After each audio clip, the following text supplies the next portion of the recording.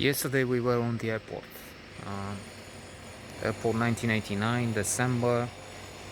My best guess it's the 17th, not the 16th of December.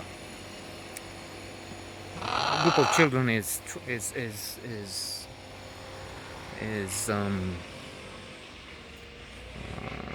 trapped in no man's land.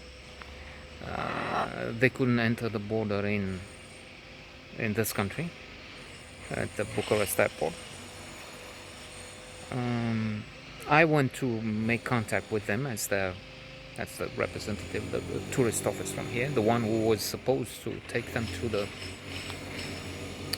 skiing resort where they were about to start a holiday. I had no idea what was happening. I told them so.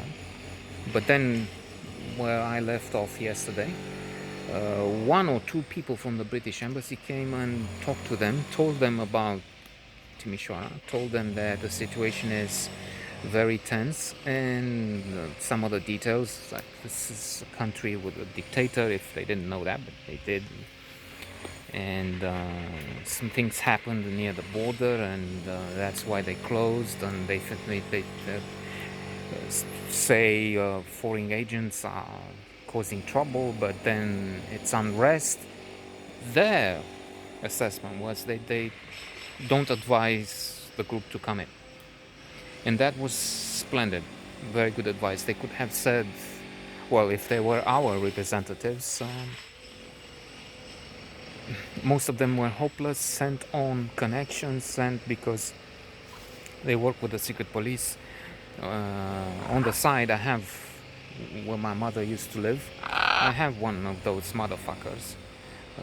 He had a lot of money because they could do things in that age. They were privileged in that they had access to, first of all, to the West or other countries they could travel.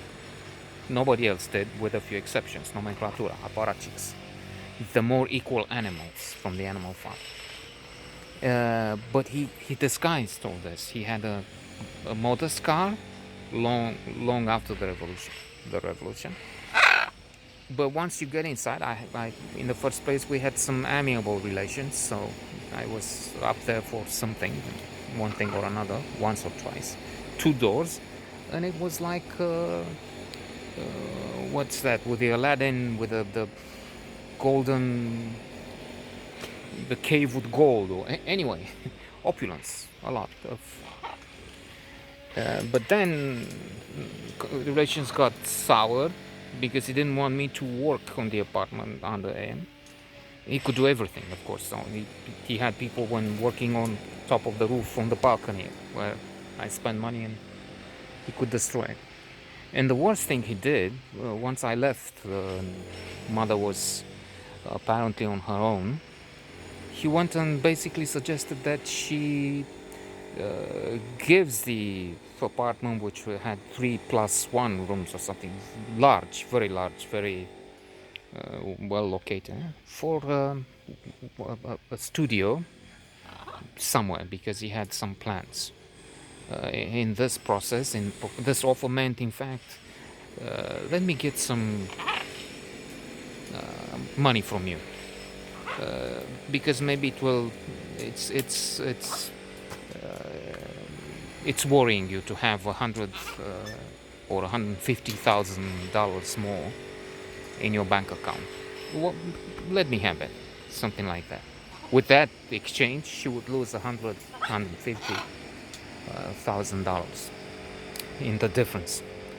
So that was these were diplomats we had, and he's not. I mean, there've been many scandals related to these guys, and we knew about them.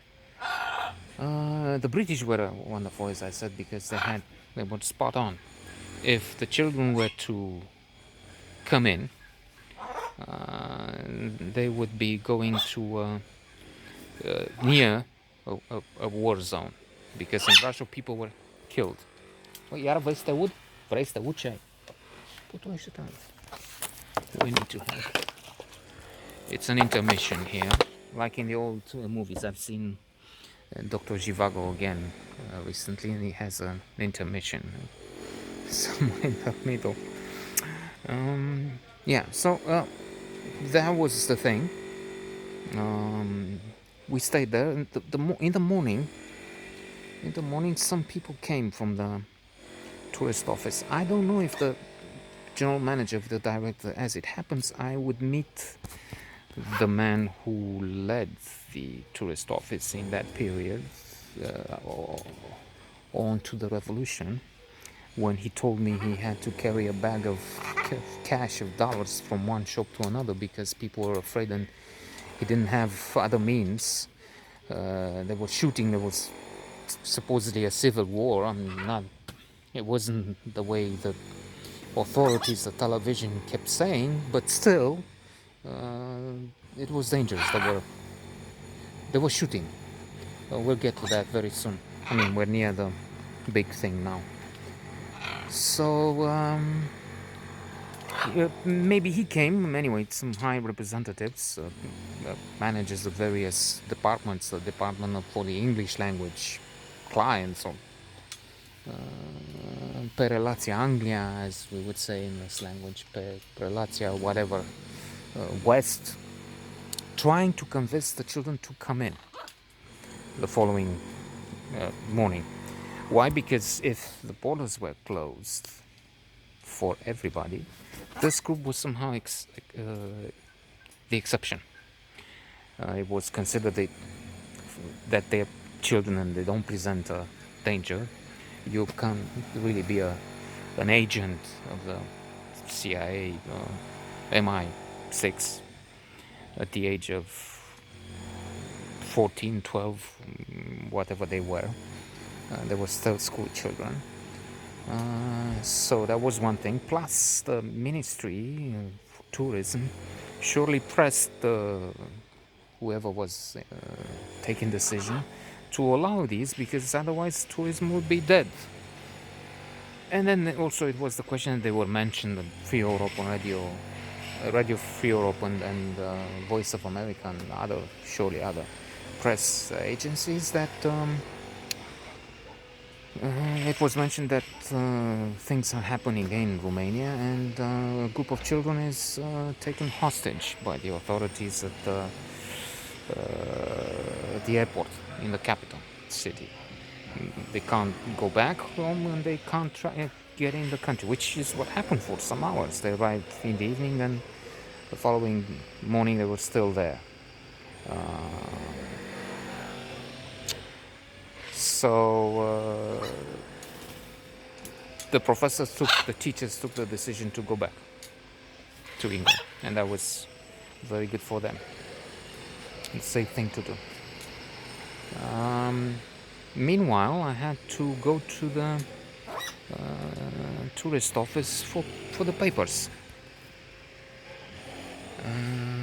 And on the 21st, I guess we had a weekend in between, or some days.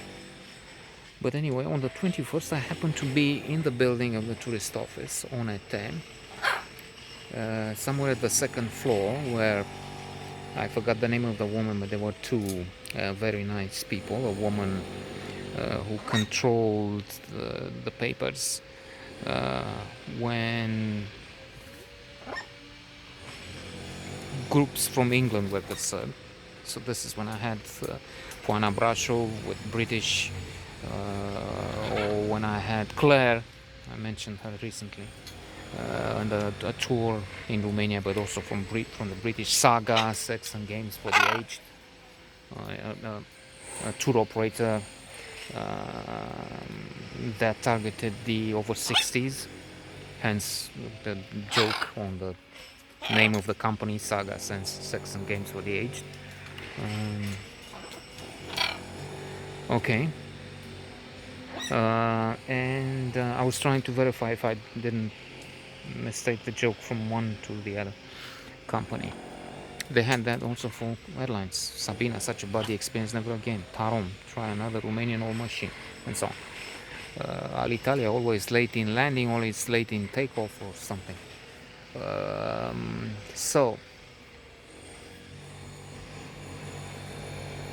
Let me tell you the joke with Pan Am, dead now, but in functioning. That it wasn't an airline joke, but a joke with a woman who has a daughter that marries.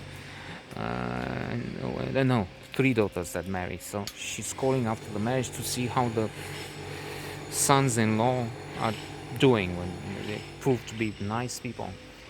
Calls the first one, and she says, this daughter says, "Well, my husband is like Coca-Cola, Coca-Cola." And then the connection is cut off. These were the days of bad connections. Well, there's some places in the world now which don't have a good connection still, or no connection at all. Think Belarus, think Kashmir. Anyway, when something happens and they cut the internet off. Yeah, so the second daughter calls her. I'm sorry, I was thinking of something else. So connection cut off. She's calling Coca-Cola to see how the first husband is. That's the joke. And when she calls, here is Coca-Cola, quick and fresh. Awesome, my first son-in-law, quick and fresh. Yeah, that's good. Sounds good. Second, how is he? Is like a Paul Moore. The days of when cigarettes were smoked, and that was a brand, one of the appreciated brands here and elsewhere. She calls Paul Moore because another connection problem. Here is Paul Moore, long and strong. Oh, good. Good. Now the third and last daughter, son-in-law. She's asking how is your husband? He is like a Pan American, now defunct airline. So she's calling after the inevitable connection cut off for the joke's purposes. She's calling Pan Am, and Pan Am says at the time, here is Pan Am flying every 5 minutes. Okay, so now that we joked, let's get back to the grim business of the non-arriving group, which actually necessitated quite a few trips to the office. I think. I mean, anyway, the paperwork was serious because they didn't arrive, and you had to fill in, give whatever checks you had, and the justification. I'm probably making this up, but I don't know. It's explaining you hadn't done something wrong, or defending yourself. I mean, why didn't they come? They didn't like you, or did you do something? I'm just, as I said, I don't remember what they require, but they required things. Fill in forms, Kafka, okay, trial, remember. And this was a nice woman in charge with accountants, and there was another guy with a mustache. He was on the Israel side. He checked the documents when groups from Israel arrived, and you paid for the meals and whatever there was there in the contract. And he was also a nice guy. And as I was in the office where they worked, something happened in the street, and that's tomorrow. We'll carry on with this.